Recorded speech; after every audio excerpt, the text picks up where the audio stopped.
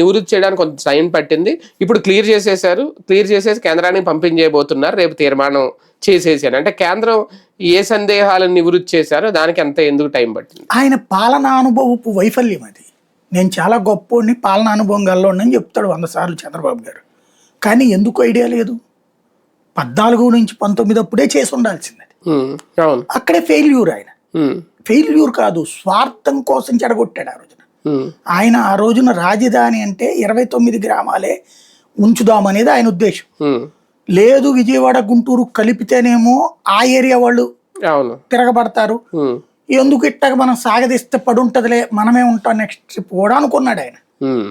కానీ ఆ నియోజకవర్గంలో కొడతారు అనుకోలేదు. లేకపోతే ఆ రోజునే చేద్దుడు ఆయన. బేసిక్ గా అవసరం ఉంది అన్న తెలుసు ఆయనకి.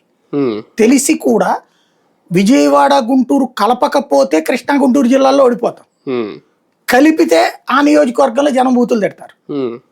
ప్లస్ ఇప్పుడు తర్వాత వైసీపీ రైట్ చేసిన కరప్షన్ పాయింట్స్ అన్ని ఆ ఊరోళ్లే చెప్తారు. వాళ్ళకి తెలుసు ఎవడు భూమి ఎవడు కొన్నాడు, బయట వాళ్ళకి తెలియదు. కానీ వాళ్ళు బాబు మీద ప్రేమతో అప్పుడు చెప్పలా, తర్వాత చెప్పబట్టినే కదా. లేకపోతే వైసీపీ వాడు ఏమన్నా వెళ్ళి ప్రత్యేకించి చెక్ చేసుకుని వచ్చాడు, చెప్పబట్టినే కదా వీళ్ళు కేసులు పెట్టింది.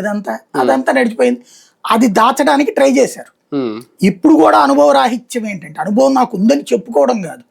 నువ్వు జూన్ 2తో అయిపోతున్నప్పుడు ఎందుకు నరేంద్ర మోడీ తను పదవి ప్రమాణ స్వీకారం చేసే లోపే